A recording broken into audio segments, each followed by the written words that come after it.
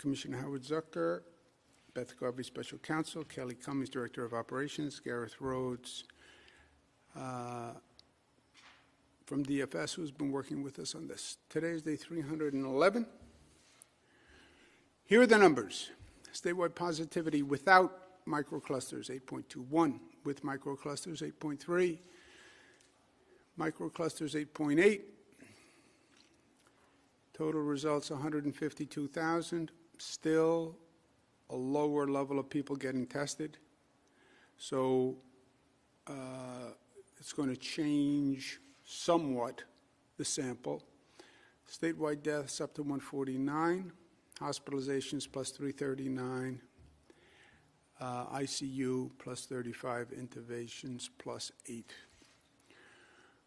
Finger Lakes. Highest percentage of hospitalization. And you see the numbers across the state.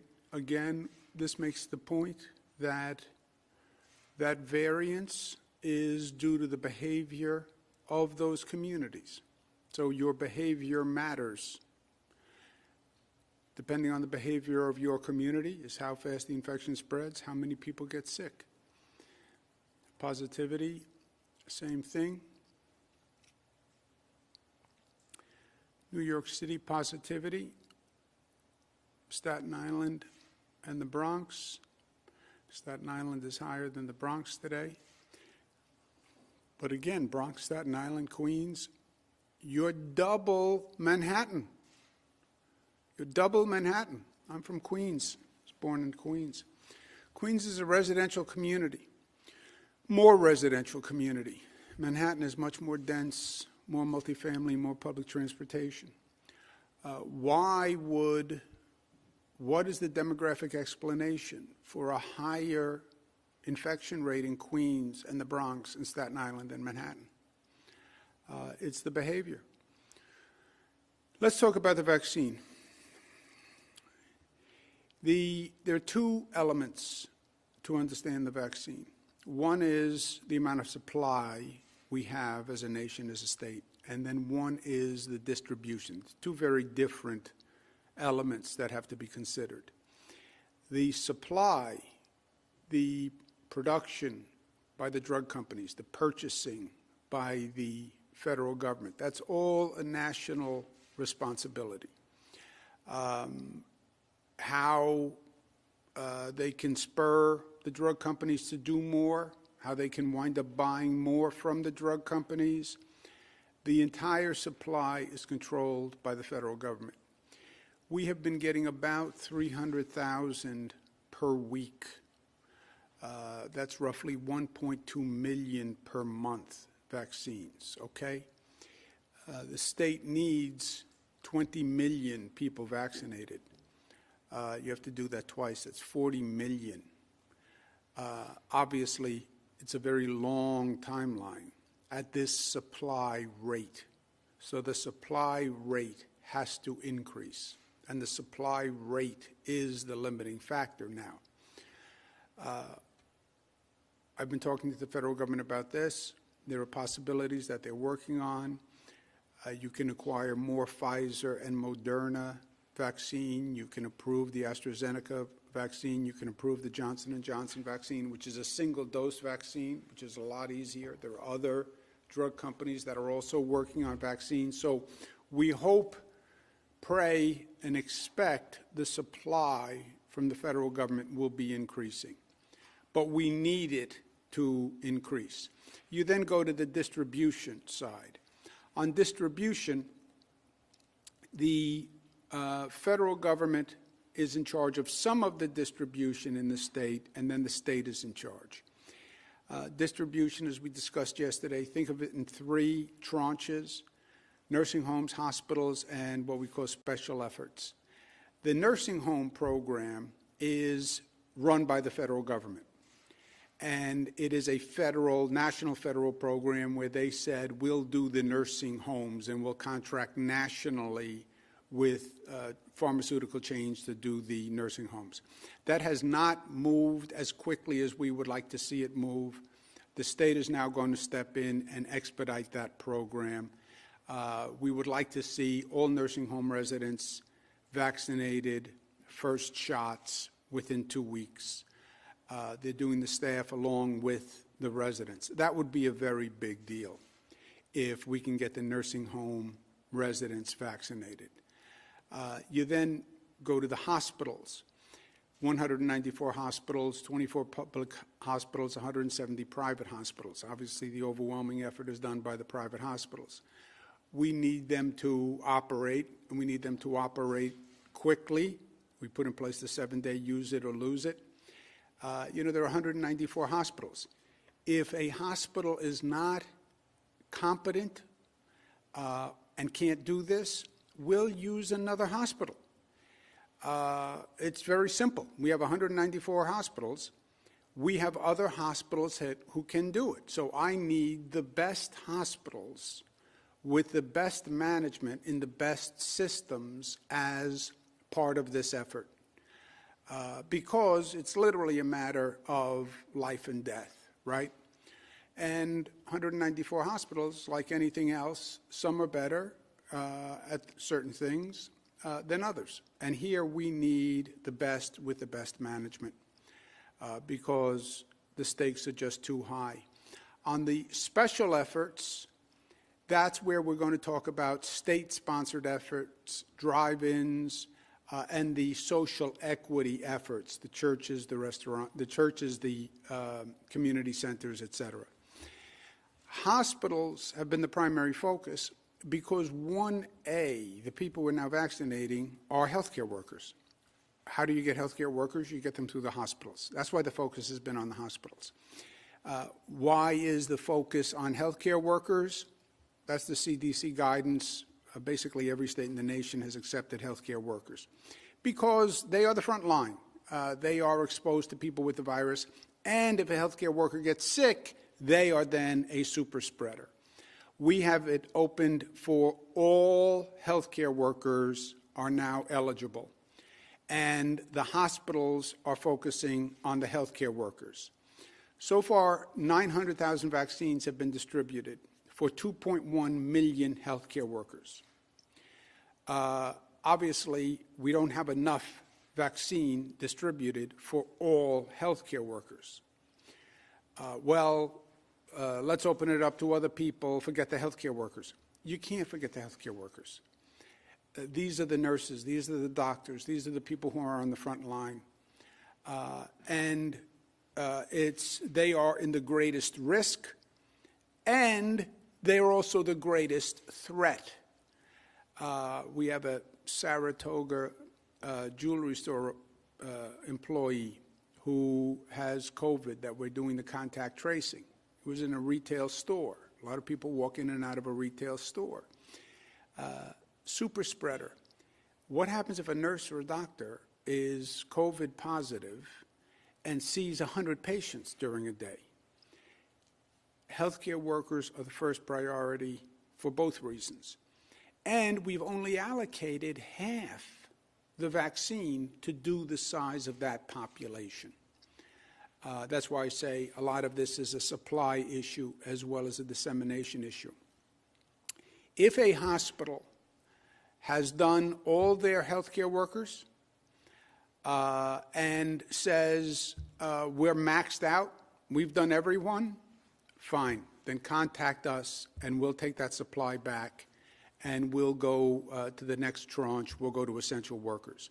But as a group, we've only distributed half the vaccine necessary to do the healthcare workers.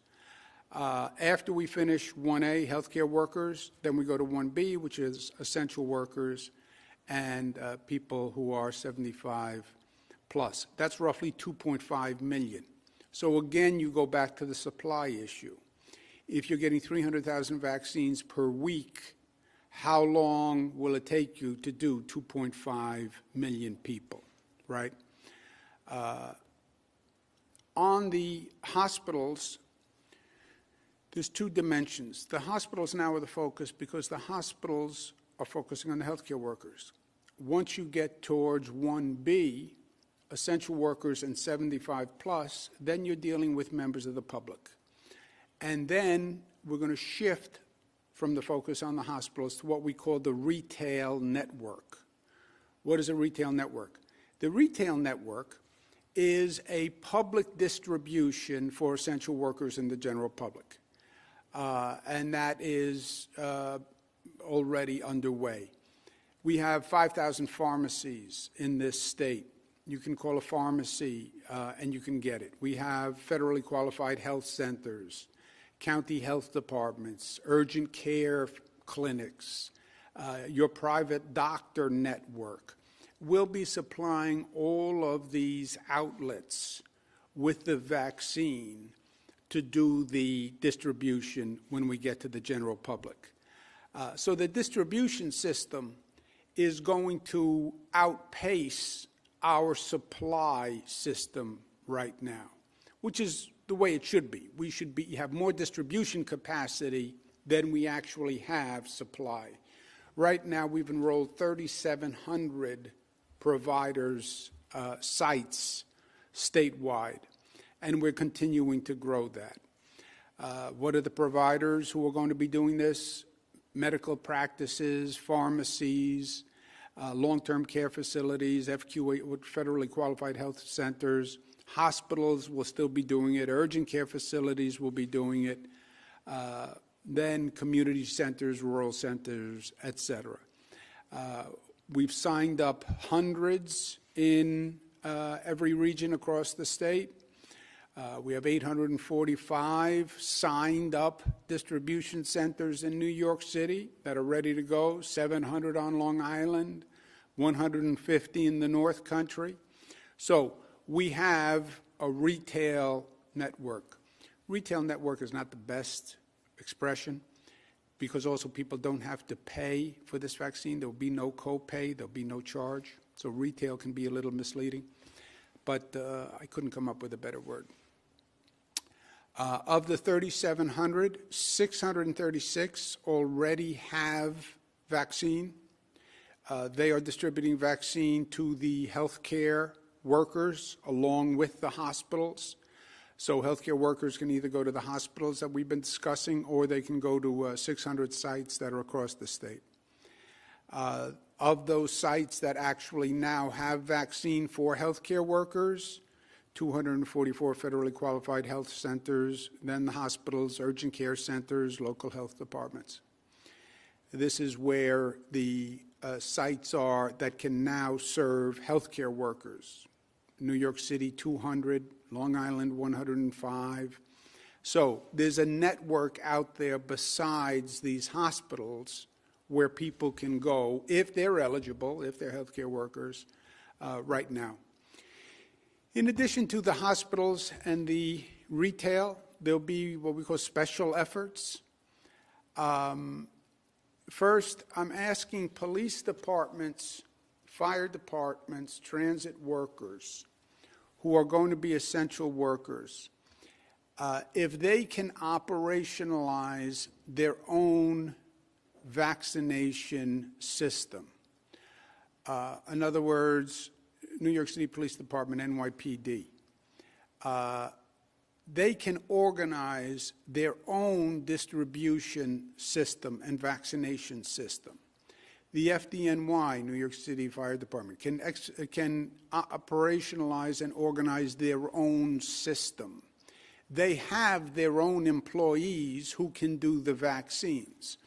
To the extent we can have the essential workers use their own employees or their own health system provider to do their own vaccines, that removes a burden from the retail system, if you will. It removes them from the hospital system, right? So New York City Police Department, they could go to the New York City public hospitals for a vaccine, which would then overload the New York City hospitals, or they could do their own vaccines. FDNY could do their own vaccines.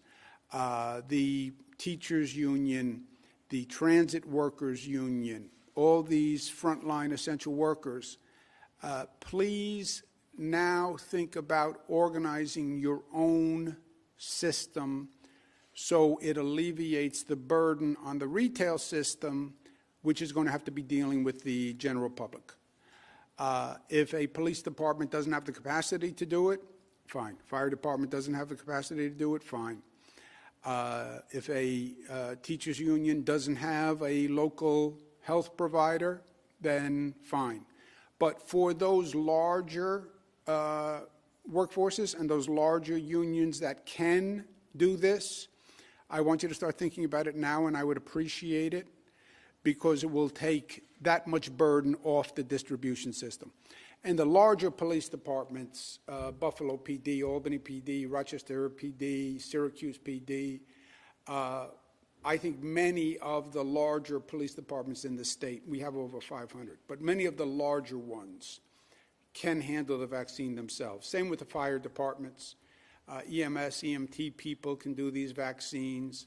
So I'd like them to start thinking about that now, because I'd like to reduce the burden on the hospitals and the private system whenever possible. On the special efforts, on top of this retail system, you're then going to have large state sites that are set up. Javits Center, we're going to use SUNY CUNY, where you'll have drive-through vaccine operations. Again, we need the supply to do that, but we are already setting those up. We did it with the COVID testing. We'll do it again here.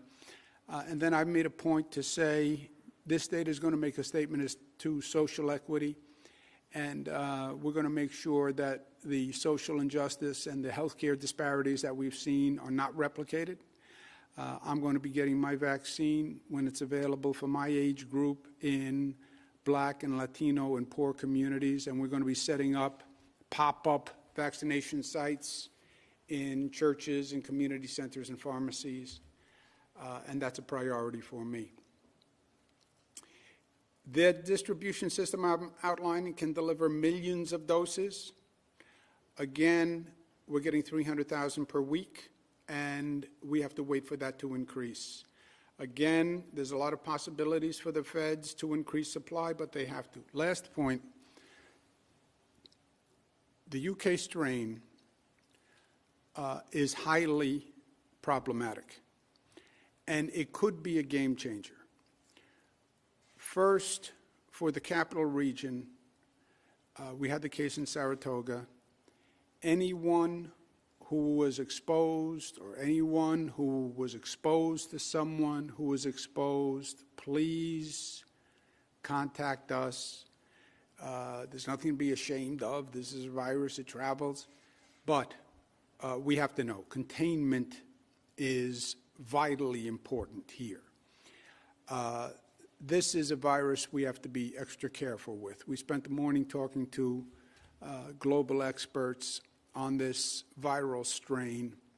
The numbers are frightening on the increase of the transmittal of the virus.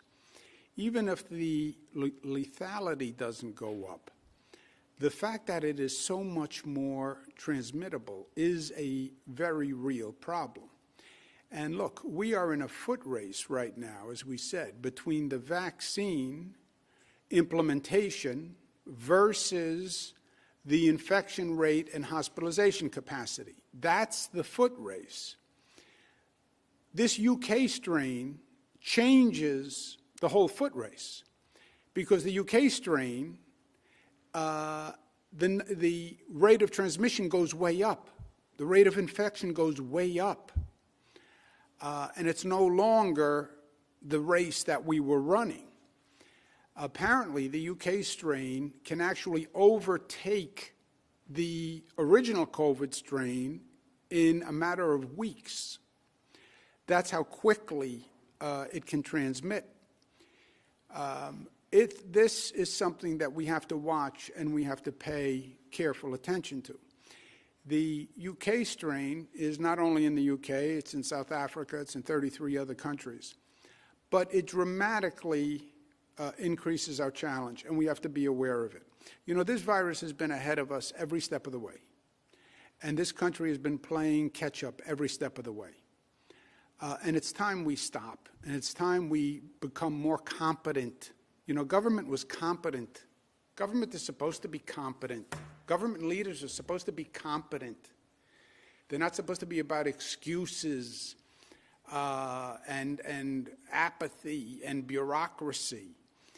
Why do we not have mandatory testing of everyone flying into this country? I mean, why not? Not a travel ban, just mandatory testing. We have gone through this. Just test all international travelers before entry. Tell the airlines you have to test them before they get on a plane to come to this country. Or say, if you land in this country, we're not going to allow you in until you take a test. 140 countries banned or required testing of UK travelers before the United States acted. 140 countries. New York acted before the United States. I called the airlines and I said, I want New York to be added to the 140 countries. And they added New York to the 140 countries. What's really infuriating, this is what happened to us last spring. Learn the lesson. The virus left China. The virus went to Europe. It was in Italy. It was in the UK. People got on a plane, came to New York. And that's why New York had the explosion. That's what I call the COVID ambush. We've learned nothing. So now there's a second strain, and it came from the UK again. And again, the USA did absolutely nothing. Secretary Azar, Dr. Redfield, how you can explain to the American people your lack of action, your negligence, your irresponsibility. 140 countries banned people from the UK, and you did nothing. You know that there are viral strains in other countries now. You know that as a fact. Why wouldn't you mandate testing? How many times do you have to learn the same lesson over and over? What happened to competent leadership in government? The USA must act. If the United States won't act, then New York State will act. But I can't allow people to fly into this state who we know are coming from countries that have other viral strains. New York loves being the gateway. We welcome people from all across the globe. We are on the Eastern Seaboard. That's always been our role. That's how we all wound up here. We celebrate it. But to allow the virus to be landing at our airports and to make New York a petri dish and the federal government does nothing, I can't allow that to happen. I wouldn't be doing my job as governor of the state of New York. Let's take some questions.